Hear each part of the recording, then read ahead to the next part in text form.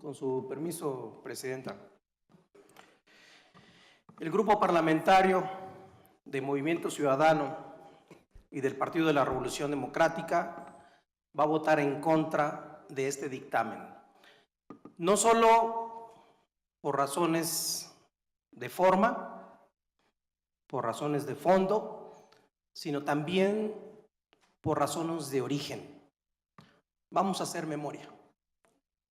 Hace 4 años o más, y los invito a que vean los medios de comunicación, cuando los entonces presidentes municipales Carolina Gudiño Corro, Salvador Mansur y Marcos Isleño promovieron en la Junta de Gobierno del SAS a José Ruiz Carmona como titular del mismo,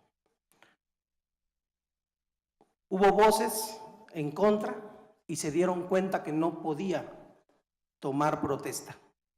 ¿Por qué? Porque la ley de aguas del estado de Veracruz le impedía a esta persona ser el titular. Tenía el requisito que para ser titular del organismo, lo decía la ley, había que tener la experiencia de 5 años en el ramo y que además tenía que tener la profesión y la cédula de ingeniero con especialidad hidráulico. Hasta ese entonces se tenía entendido que ese señor ni siquiera tenía profesión. Su único mérito había sido ser bufón y cargarle la maleta en la zona conurbada de Veracruz, Boca del Río, al exgobernador Fidel Herrera Beltrán. Y así se presentó una iniciativa para reformar la ley de aguas del estado de Veracruz y hacer un traje a la medida para que este personaje ocupara la titularidad del SAS. Y ahí vino el desastre. En la forma que comentaba Yulen, ese día, el día 30 de diciembre,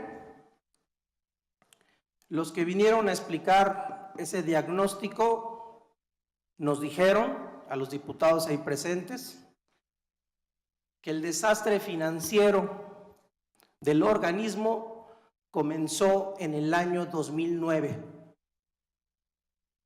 y que se incrementó en los últimos 2 años. Que hasta 2009 el SAS era un organismo autosustentable, que podía recuperar casi 900 millones de pesos al año, que además hasta ese año podía tener utilidades de alrededor de 24 millones de pesos por año. Después vino el desastre. ¿Por qué los ciudadanos de Veracruz, de Boca del Río y de Medellín van a tener que pagar la deuda que tiene el organismo? Que ahí se dijo de casi 900 millones de pesos. Y que además, para poder hacer obra pública, se necesitan 5,000 millones de pesos. ¿Por qué los que habitamos en esa ciudad vamos a tener que ser sujetos al aumento de las tarifas si no somos los ciudadanos de Veracruz los responsables de ese desastre financiero del organismo que, repito, era autosustentable y tenía superávit?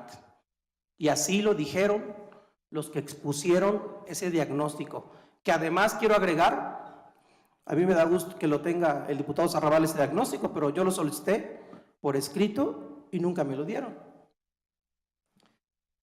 Entonces, ahí está el fondo del problema, ahí está el dedo en la llaga. Pusieron una persona impreparada, sin capacidad profesional y técnica a dirigir un organismo.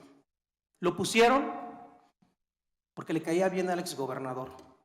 y porque después se dedicó a operar en las campañas políticas en las anteriores elecciones. Eso hay que decirlo. Y por último, decirle a los ciudadanos y a los medios de comunicación que eso también es un tema de conciencia, que cuando caminemos por las calles de Veracruz se le diga a la gente cuando suban las tarifas que yo no voté por la privatización y que yo no voté por encubrir a José Ruiz Carmona. Es cuanto, señora presidenta.